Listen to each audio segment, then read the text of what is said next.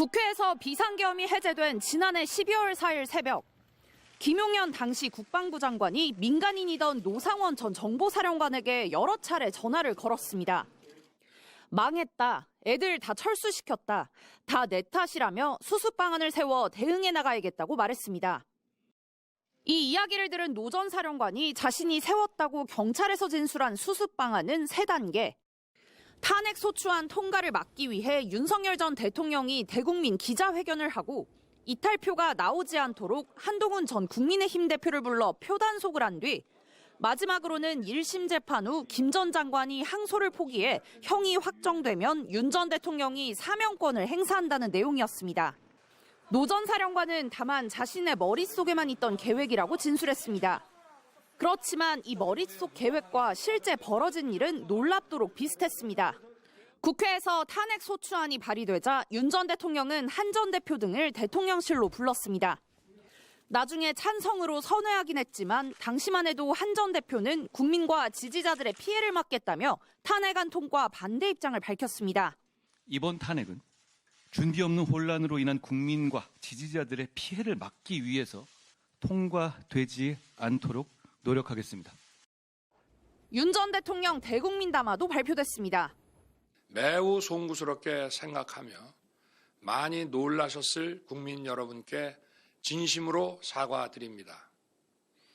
모든 책임이 자신에게 있다며 사의를 표명한 김 전 장관은 1차 탄핵 소추안이 정족수 미달로 무산되자 돌연 검찰에 자진 출석했습니다. 이런 수상한 정황에 대해 촉이 좋았을 뿐이라고 진술했던 노 전 사령관은 이어진 검찰과 특검 조사에서는 입을 닫아버렸습니다. 수사를 마무리한 내란 특검의 백서에 이 같은 내용이 담길 예정인데 김 전 장관과의 계엄 사전 모의 계획이 적힌 것으로 보이는 노 전 사령관 수첩 수사는 국방부 특별수사본부가 이어갈 예정입니다. MBC 뉴스 구승입니다. 지난해 12월 내란 중요 임무 종사 혐의로 처음 구속됐던 김용현 전 국방부 장관. 지난 6월 구속 만기 3시간을 앞두고 자신을 수행하던 직원에게 증거인멸을 시킨 혐의 등으로 추가 구속됐습니다. 이번엔 구속기간 만료 하루 전인 오늘 또다시 구속 연장이 결정됐습니다. 다음 주 구속기간이 끝날 예정이던 여인영 전 방첩사령관도 마찬가지로 추가 구속됐습니다. 이들의 혐의는 일반 이적. 지난달 내란특검은 계엄 선포 명분을 만들기 위해 평양 무인기 침투 작전을 벌인 혐의로 이들을 재판에 넘겼습니다. 관건은 이제 이 작전의 최종 지시자로 지목된 윤석열 전 대통령입니다. 국가 안보를 책임지는 국가통수권자인 대통령과 국방장관이 비상계엄 여건 조성을 목적으로 남북 군사 대치 상황을 이용하려 한 행위는 어제 열린 윤 전 대통령 구속영장 신문에서 특검 측은 진술 짜맞추기로 인한 증거인멸 우려, 하급자에게 책임을 전가하는 태도 등을 들며 구속 필요성이 크다고 주장했습니다. 윤 전 대통령 측은 윤 전 대통령이 힘을 통한 억지력으로 전쟁을 막는 것을 주 임무로 생각했다며 기소 자체가 말이 안 된다고 맞섰습니다. 같은 재판부가 윤 전 대통령의 지시를 이행한 것으로 보이는 김 전 장관과 여 전 사령관을 추가 구속한 만큼 윤 전 대통령 구속 연장 가능성도 높아졌다는 관측이 나옵니다. 윤 전 대통령의 구속 만료는 내년 1월 18일. 재판부가 윤 전 대통령 측에 오는 30일까지 추가 의견서 제출을 요청했기 때문에 12월 30일 이후에 결정될 것으로 보입니다. 다만 구속 만료 이틀 전으로 예정된 체포방해 혐의 1심 재판의 선고도 변수입니다. 실형이 나올 경우 일반 이적 사건 재판부가 구속 기간을 연장할 이유도 사라지기 때문입니다. MBC 뉴스 1입니다. 12.3 내란 사태를 주도해 내란 중요 임무 종사 혐의로 구속된 김용현 전 국방장관 변호인단이 A4 용지 2장짜리 입장문을 내놨습니다. 김 전 장관은 대통령의 비상계엄 선포를 내란으로 주장하고 수사하고 재판하려는 시도 자체가 국헌을 문란하게 하는 내란 행위라고 주장했습니다. 그러면서 비상계엄은 대통령의 통치행위라 사법적 판단 대상이 될 수 없다고 했습니다.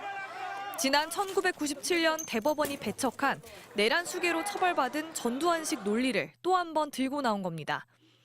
어제 윤석열 대통령의 29분 담화와 판박입니다. 대통령의 비상계엄 선포권 행사는 사면권 행사, 외교권 행사와 같은 사법 심사의 대상이 되지 않는 통치 행위입니다. 지금 야당은 비상계엄 선포가 내란죄에 해당한다며 광란의 칼춤을 추고 있습니다. 사흘 전만 하더라도 김 전 장관의 입장은 달랐습니다. 김 전 장관은 구속 심사를 포기하며 국민께 불편을 끼쳐드려 사죄드린다. 책임은 자신에게 있다. 자유 대한민국의 미래를 위해 기도해달라고 했습니다. 구치소에서 자살을 시도하며 불안정한 모습도 보였습니다. 그랬던 김 전 장관이 대통령과 함께 끝까지 싸우겠다고 돌변한 겁니다. 극우 결집을 노린 듯한 대통령의 담화에 호응하고 있는 걸로 보입니다.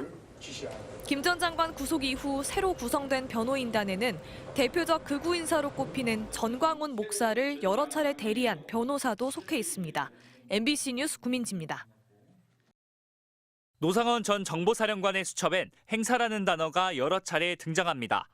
체포를 의미하는 수거팀 구성 아래 행사부대 지정이라고 쓰여 있고 기무사와 경찰을 활용해 수거 조치한 뒤 행사는 한 달 정도라고 적었습니다. A부터 D까지 알파벳 등급으로 분류한 체포 대상자들에 대한 검거 작전을 뜻하는 것으로 보입니다. 그러면서 역행사에 대비해야 한다며 민주당 쪽 전담으로 9사단과 30사단을 표기한 것으로 확인됐습니다. 서울과 가까운 경기도 고양에 위치한 부대로 역행사, 즉 검거작전 행사를 막지 못하게 군을 배치하려 한 걸로 해석됩니다. 수첩 속 수거 대상엔 이재명 대표를 비롯해 정청래, 김용민, 김의겸, 고민정, 윤건영 등 민주당 전현직 의원이 대거 포함됐습니다. 9사단과 30사단이 배치되진 않았지만 민주당사는 실제로 계엄군 투입 대상으로 지목됐습니다. 국회하고 선관위 세 군데 민주당사 여론조사권 임무 중지하고 철수하겠습니다라고 말씀을 드리고 나서 다음 철수지 이런 것도 이루어졌습니다. 주요 사령관의 이름, 역할과 함께 용인이라는 글자 옆으로 역행사 방지대책 강구란 문구도 포착됐는데 국민적 저항에 대비해 경기도 용인에 있는 지상작전 사령부까지 동원하려 했던 것으로 추정됩니다. 수거 조치를 행사한 뒤 체포된 이들을 사살하려 했던 여러 계획도 확인됐습니다. 수거 대상 처리안이라는 소제목 아래 연평도 이송이라고 되어 있는데 실미도항을 정찰하기 위해 집행인원은 하차하고 하차 후 이동간 적정한 곳에서 폭파하도록 한다고 구체적으로 썼습니다.